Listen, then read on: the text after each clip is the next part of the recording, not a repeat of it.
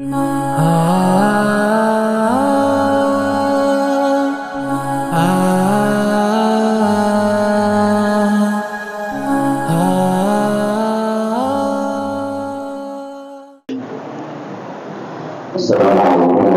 warahmatullahi wabarakatuh. Bismillahirrahmanirrahim. Alhamdulillahi rabbil alamin. Wa na'budu wa iyyahu nasta'in. Asyhadu an la ilaha illallah malikul mubin wa asyhadu anna sayyidana Muhammadan abduhu wa rasuluh. Assalamualaikum warahmatullahi wabarakatuh. Wa sayyidina Muhammad al-Fatih al-Mawlid wal-Khatim lima sabaqa min asy-syarri والهدي إلى صراطك المستقيم وعلى آله وصحبه وسلم من ذلك العظيم. سبحانك لا علم لنا إلا ما علمتنا إنك أنت العليم الحكيم. رب اشرح لي صدري ويسر لي أمري واحلل من لساني يفقهوا قولي. أما بعد فإن المحترمين والمحترمات سلام الله وبركاته. Sekalian alhamdulillah bersyukur kepada Allah SWT dari nikmat yang panjang, sehat walafiat dan kebahagiaan juga kepada Allah SWT. Moga-moga segala ibadah kita diterima oleh Allah dan dengan sebab-sebab kita dimuliakan oleh Allah dan di akhirat kita. Moga-moga Allah mengampuni dosa-dosa kita, dosa-dosa kita, dosa-saudara kita, dosa-saudara kita, dosa-saudara kita. Allah SWT dengan dosa-dosa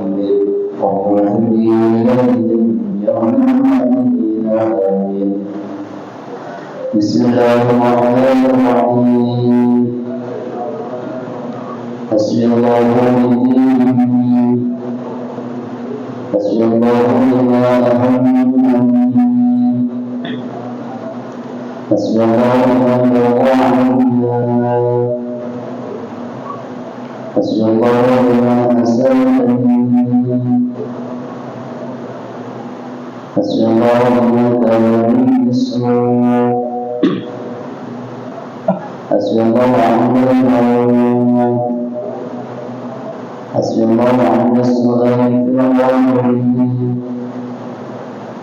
Bismillahirrahmanirrahim.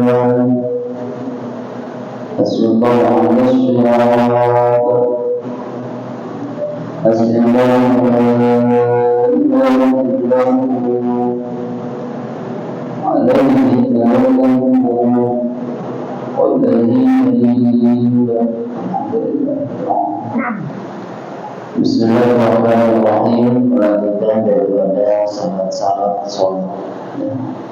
Qabla dukhul fiha, syarat-syarat sebelum masuk mengerjakan sholat.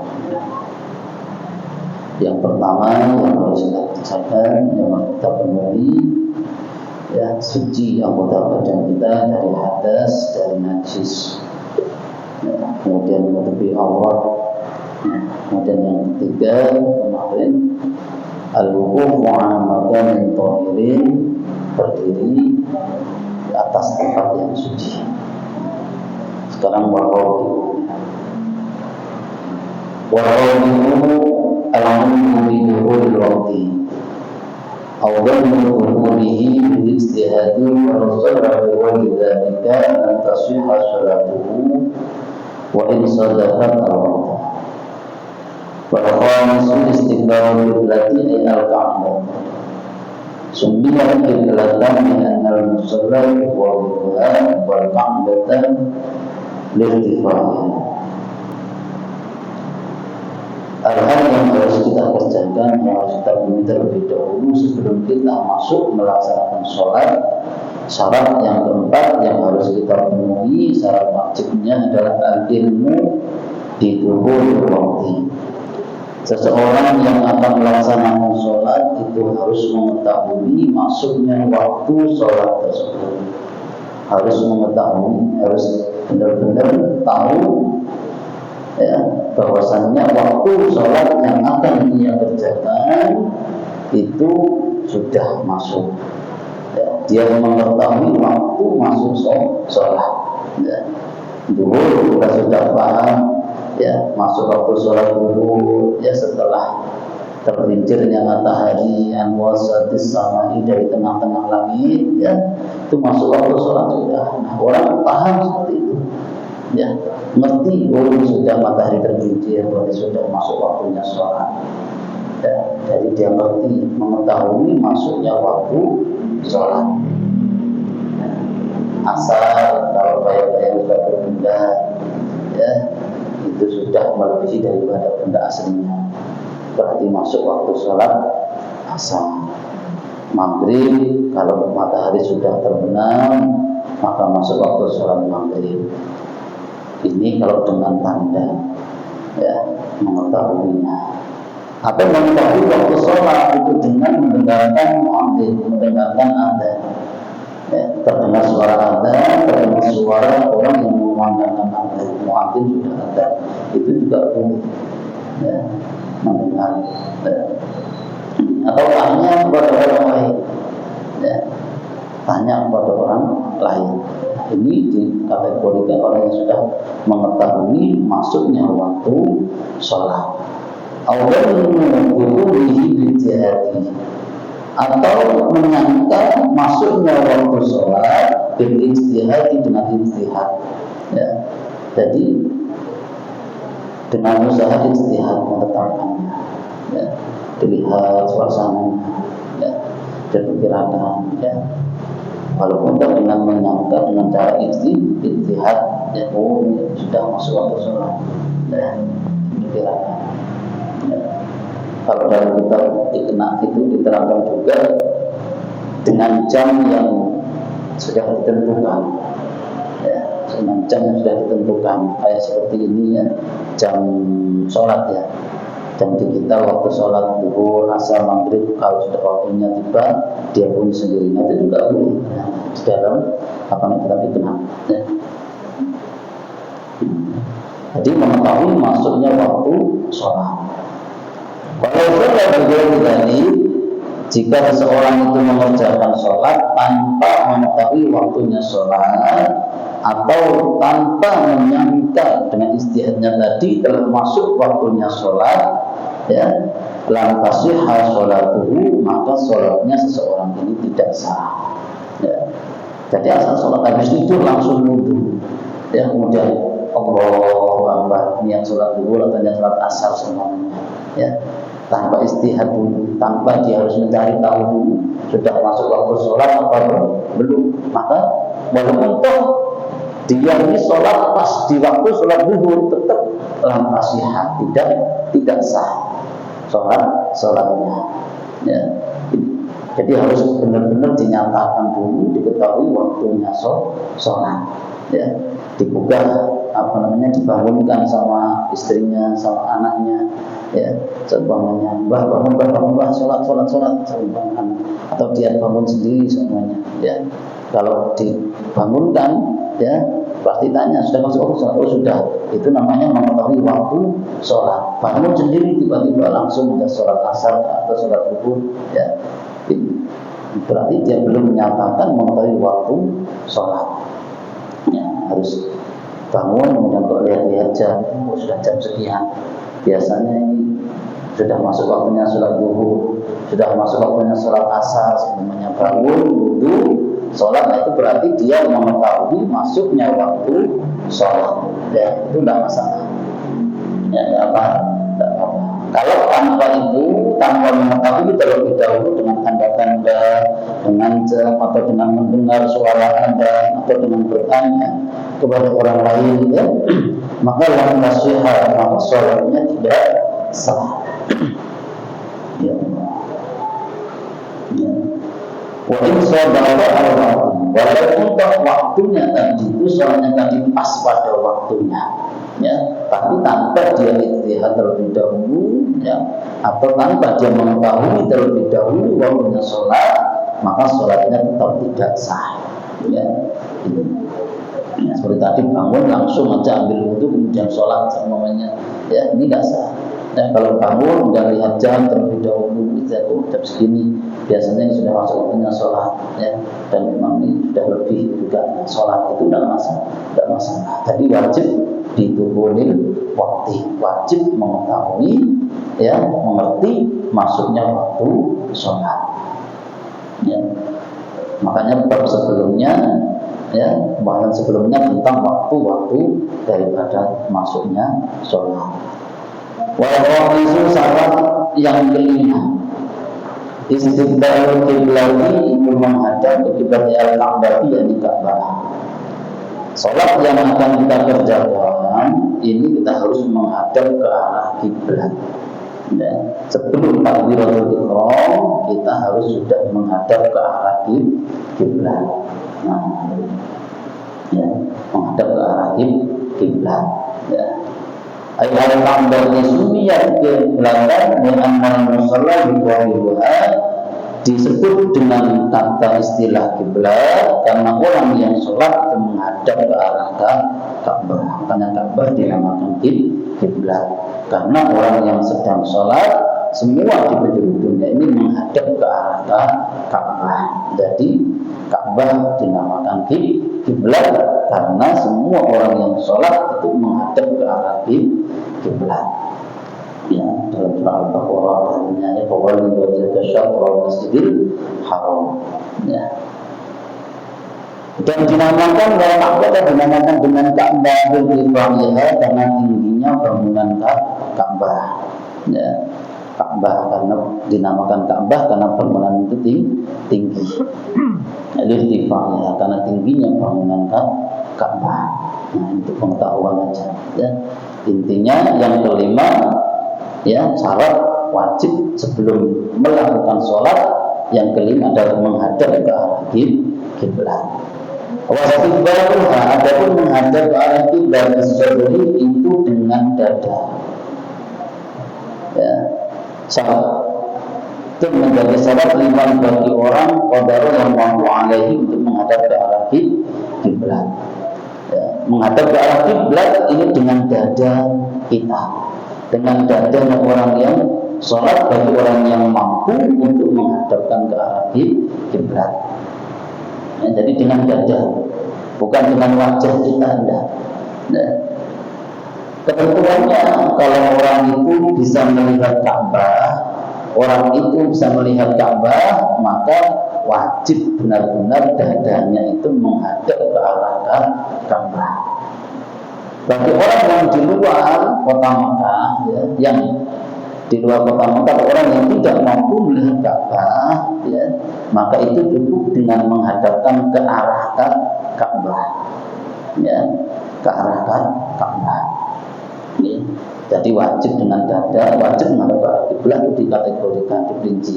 Bagi orang yang mampu melihat Ka'bah, maka wajib, ya, dadanya jangan sampai bergeser, tidak menghadap ke arah kiblat. Nah, bagi kita seperti orang di Indonesia, karena Ka'bah itu di seberang barat, ya, kemudian kita geserkan sedikit, ya, tergantung daripada tempatnya, ya, maka kita cukup ijtihad, ya, ijtihad dan sudah menjadi kebiasaan juga, ya, dan menjadi kebiasaan juga orang sholat atau sebelum menentukan kiblat itu panggil orang-orang yang ngerti, seperti orang Kementerian Agama yang punya alatnya, ya, atau ada rasul kiblah.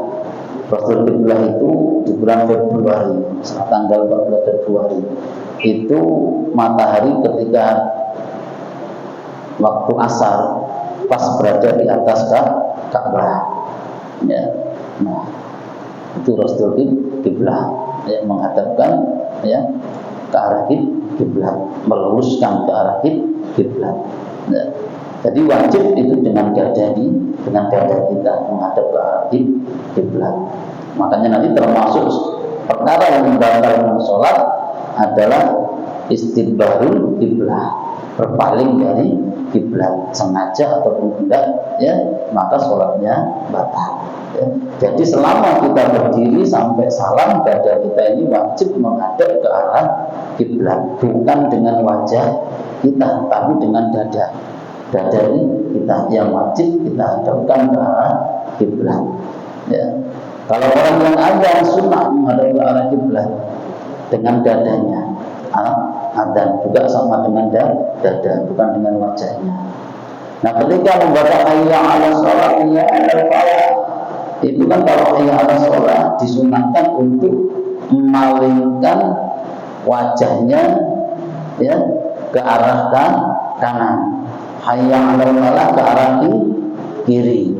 Itu diunukihi dengan lehernya, cukup dengan lehernya, bukan dengan dadanya atau semua anggota badannya itu berpaling. Ini enggak boleh. Ya, jadi ketika muadzin ya hayya 'alas shalah itu kan disunahkan. Itu cukup dengan lehernya aja yang berpaling. Ya. Dadanya tetap menghadap ke arah kiblat. Itu juga hayya 'alal falah tetap dengan leher diunukihi dengan lehernya. Dan kita pertemuan dalam kitab Tanwirul diterangkan diunukihi.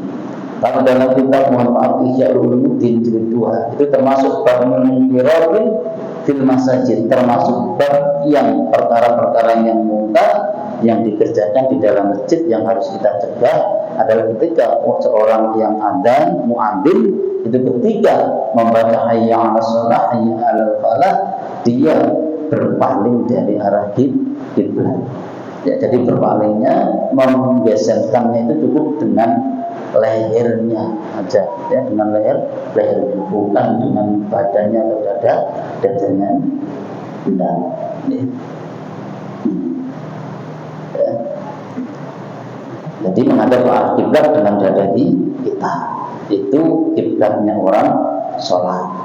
Nah, kalau kita sudah Allahu Akbar, ya, kemudian pandangan kita menghadap ke tempat sujud, pandangan kita menghadap ke tempat sujud, ya, jangan menghadap ke atas, tengok-tengok untuk itu yang makruh, ya. Ini pandangannya ke tempat sujud, ya, agar apa? Menambah kekhusyuan. Ya, menambah kekhusyuan. Ya, itu tempat yang nanti aku cium, ya, yang aku tempatkan kepalaku yang mulia, yang mulia, ya, itu nanti aku tempatkan di tempat yang rendah itu, ya. Jadi kalau ketika berdiri, ya, itu pandangan kita ke tempat sujud, ya, pandangan kita untuk menjaga kekhusyuan sholat, ya. Wajahna al-musannifu dan musannaf mengecualikannya, ya, mindalika dari nada menghadap ke arah kiblat mas dengan sesuatu yang disebutkannya dikoli dengan ucapannya musannaf. Wajah juzu dan diperbolehkan tarikh istiqbal kiblati meninggalkan arah kiblat di sholat di dalam sholat fi halataini dalam dua keadaan. Boleh orang itu ketika sholat tidak menghadap ke arah kiblat, ya. Kapan? Dalam dua kondisi. Yang pertama bisiddatil khawfi, ketika sangatnya takut, ya, sangatnya takut fi qitalin mubahin di dalam peperangan yang diperbolehkan. Fardhu kana, baik itu fardu adanya as-sholatu sholat atau nafilah ataupun sunnah. Baik sholat fardu ataupun sholat sunnah, ya, kalau dalam kondisi yang sangat ketakutan, takut yang sangat berlebihan, takut yang sangat seperti dalam ketika perang, ya, perang pakai bom, pakai apa namanya tembak, ya, pakai senjata yang Rasulullah itu boleh, ya, berpaling dari arah kiblat. Perangnya perang yang diperbolehkan secara syariat, ya, perang membela agama, ya. Kalau memang jihad bisa pilih lillah, maka boleh tidak menghadap ke arah kiblat, baik itu sholatnya fardu maupun sholat yang sunnah. Ya, jadi kalau dalam kondisi darurat, kondisi yang sangat takut seperti itu, syiddatul khauf, ya, takut yang sangat luar biasa seperti dalam peperangan, maka diperbolehkan untuk berpaling atau meninggalkan arah kiblat. Jadi habis nembak langsung lari, ya, habis mana nggak habis ya, lomba, ya, kemudian berpaling lagi kemana-mana diperbolehkan, ya. Kalau pakai tembak, habis tembak kemudian sembunyi, ya kadang maju, kadang mundur, kadang sebelah, ya diperbolehkan. Ya. Walaupun nafilah dan di dalam sholat sunnah safari, di dalam bepergian. Yang kedua, ketika kita melaksanakan sholat sunnah yang kita kerjakan dalam bepergian, bis safar, ala wahilati, di atas kendaraan. Kita bepergian, ya. Bepergian ke Balikpapan, ke Bontang, ke manalah pokoknya bepergian, ya, pakai kendaraan, entah itu motor atau itu mobil, ya, atau pakai kuda, ya. Bagi musafir dan bagi seorang musafir, safarun mubahan, bepergiannya yang mubahan diperbolehkan, walau qasiran, walaupun toh bepergiannya yang jarak pendek, ya, jarak pendek, ya. Jadi sholat sunnah yang kita kerjakan di perjalanan, ya, dengan menaiki kendaraan, maka itu diperbolehkan tidak menghadap ke arah kiblat, ya, walaupun pepergiannya itu cukup pendek.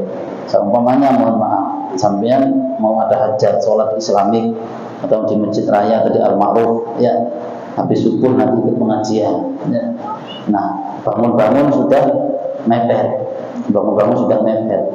atau ingin jamaah di Masjid Istiqlal ini subuhnya, kok dengar suara habis wudhu kok, nah itu kok sudah astagfirullahaladzim, sebentar lagi kok qomat. Ini kalau saya sholat sunnah di rumah, ya, istilahnya kalau saya sholat di rumah nanti tidak menjumpai sholat jamaahnya, atau kalau di Al-Ma'ruf saya nanti tidak bisa menjumpai kalau saya sholatnya di masjid, ya, atau di rumah nanti tidak bisa menjumpainya, maka boleh sholat itu di jalan, boleh sholat di jalan, boleh. Mau jamaah ke mana Islamic Center, ya, sholat sunnah qobliyah subuhnya di jalan, di motor, boleh, asal tidak bicara. Ketemu temannya, mau kemana? Islamic Center, ya batalnya karena bicara, ya, itu boleh tidak menghadap ke arah kiblat, walaupun toh bepergiannya dalam jarak yang pendek, ya. Fal musafirin safaron mubahan walau qasiran, diperbolehkan bagi yang bepergian dengan bepergian yang diperbolehkan dan walaupun jaraknya sangat pendek, ya, maka diperbolehkan tidak menghadap ke arah kiblat. Sambil naik motor tidak apa-apa, gerak lebih dari kan tidak masalah, sholat sunnah boleh, ya, boleh, ya. Nanti untuk rukuknya, sujudnya bagaimana? Ya dengan isyarah, ya. Walaupun dapat ada orang yang menaiki kendaraan dengan binatang, wajib tidak wajib alai atasnya wajar hatihi meletakkan keningnya ala sarjiha atas telanannya, ya, masalah seumpamanya. Jadi orang yang menaiki kendaraan satunya kuda atau unta, maka dia tidak wajib ketika sujud, ya, itu meletakkan jabahnya, jidatnya ini, ya, dahinya, ya, ke telanannya kuda atau kendaraannya tadi, ya. Kalau akan tetapi isyarah birukuhi dengan rukunya, sujudi dan dengan sujudnya.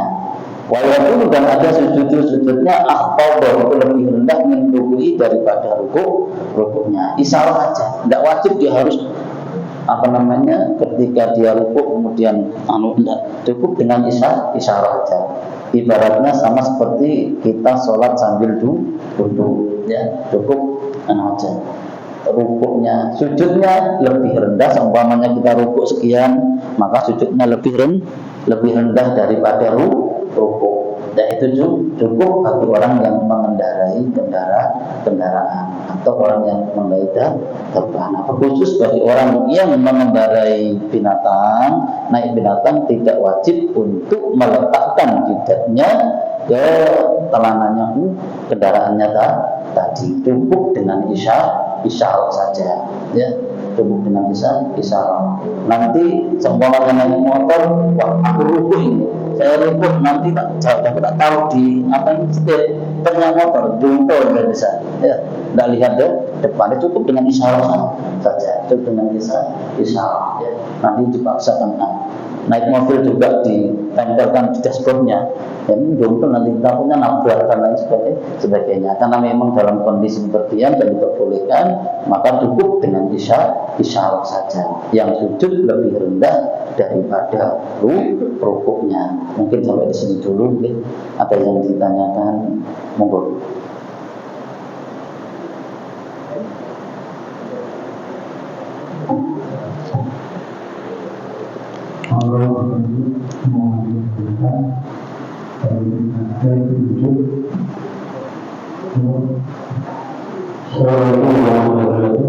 Waalaikumsalam warahmatullahi wabarakatuh. Saya pernah berkajian dengan sholat Jumat Tasbih. Yeah. Sholat Tasbih saya pernah ikuti bahwa jika dilaksanakan di malam hari maghrib sampai dengan malam, itu 4 rakaat nanti 2 salam 2 salam. Mulai dari siang 4 rakaat langsung.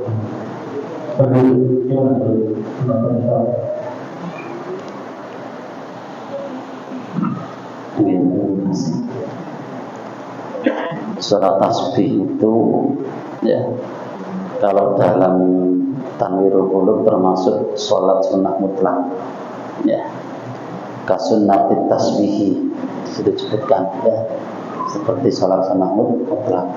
Kalau malam 2 rakaat salam, 2 rakaat salam. Kalau siang boleh 4 rakaat jadi 1 tanpa tahiyatan awal. Jadi kalau sholat sunnah yang mutlak, ya, sholat sunnah itu, ya, itu memang kalau siang itu boleh 4 rakaat sekali salam boleh, 6 rakaat salam boleh. Contoh sholat duha.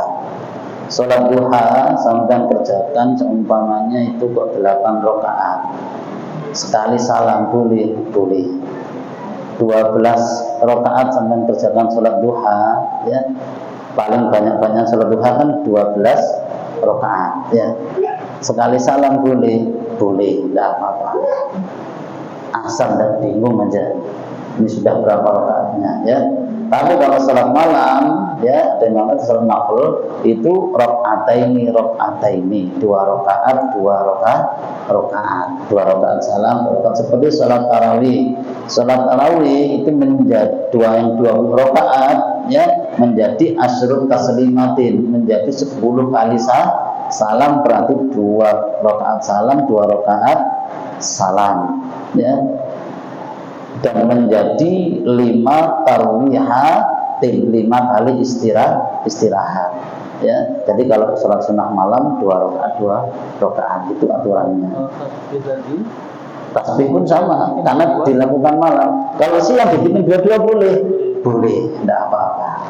Ini kalau siang pun dibikin dua-dua. Sholat duha semuanya juga sama, 2 rakaat salam, 2 rakaat salam, walaupun itu sholat duha kan pagi, ya, boleh 2 rakaat salam, 2 rakaat salam, nih itu Adabul Ma'mum, ya. Itu dalam kitabnya karya Imam Ghazali diterangkan di dalam kitab Hidayah, atau dalam kitab Al-Majmu' fi Arba'ati Rasail karya Asma' Az-Zain At-Takhlan. Ya, kalau dalam kitab Bidayatul Hidayah Imam Ghazali ada di situ adabnya makmum, ya, ketika imam itu membaca Fatihah maka makmum mendengarkan.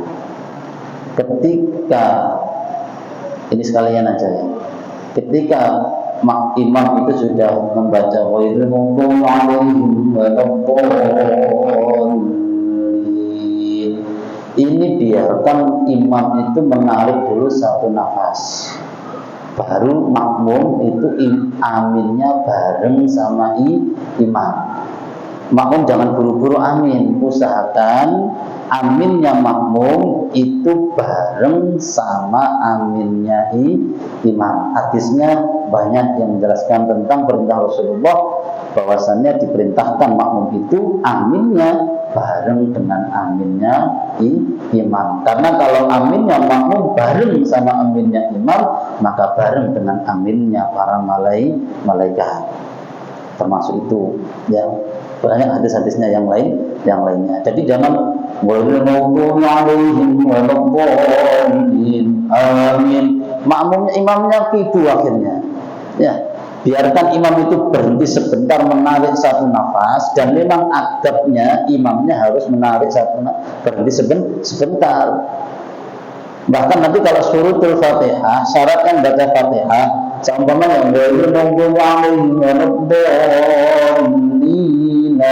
amin, batalat sholatuhu. Ya, akhir surat Fatihah disambung dengan amin, itu sholatnya batal. Ya, kasih jeda minimal sabta. Ya, jadi biarkan imam sebentar mengambil nafas, baru imamnya amin, makmumnya ikut amin. Itu masya Allah, pahalanya luar biasa. Ya, jangan aminnya 3 saf. Sini sudah duluan, sini bareng sama imam, sana belakangan. Kadang-kadang ya, ibu-ibu nggak usah amin. Ya, cukup dianu aja ya. Amin. Ketika imam sudah selesai tadi, ya, makmum kemudian membaca surah Fatihah. Ketika makmum membaca surah Fatihah, adabnya lagi, kan yang di depan adab ya.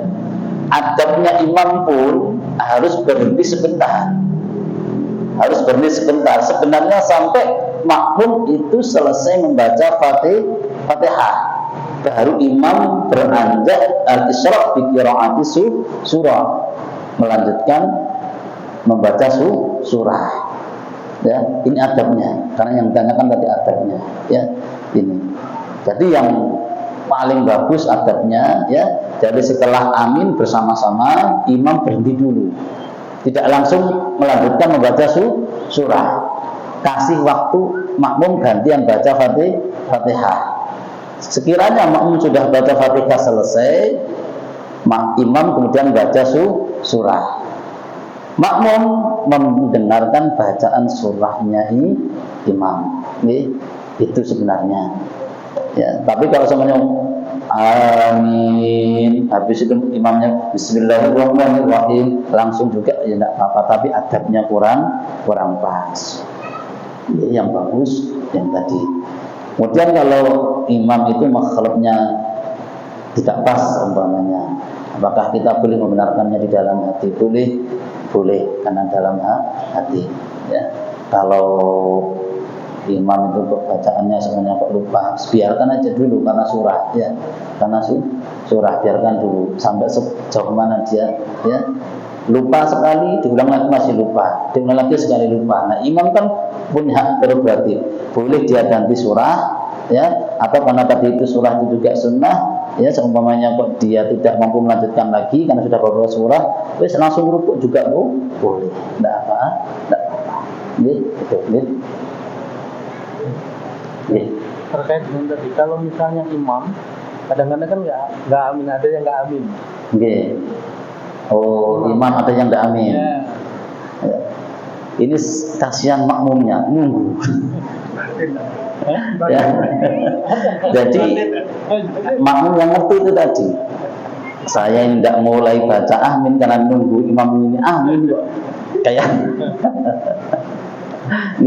Jadi Itu ya kalau dalam hadis-hadisnya ya sayang kalau semuanya imam itu tidak baca amin. Satu itu sunnah, sunnah.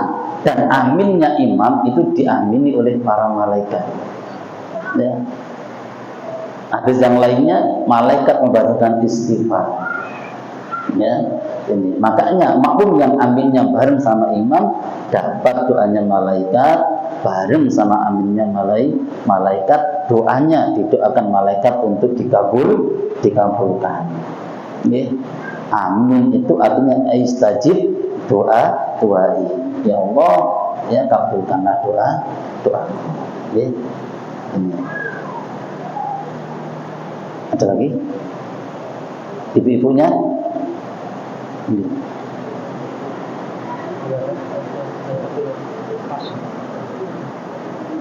Cukup. Cukup ya, sudah bermanfaat. Fitnah dunia wal akhirah. Mohon nanti diimami ya. Saya tak makmum aja. Karena mau kembali kapan saja. Bismillahirrahmanirrahim. Alhamdulillahirabbil alamin wa ma'udhu syakirin hamdan amin. Lillahi na'ala fi mazidati rabbana taqaddimi wa rijal karim wa sultan wa sallallahu sayyidina Muhammadin wa alihi wa sahbihi wa sallam. Wa ilal muslimin wa malaikatil muqarrabin wa alihi wa sahbihi.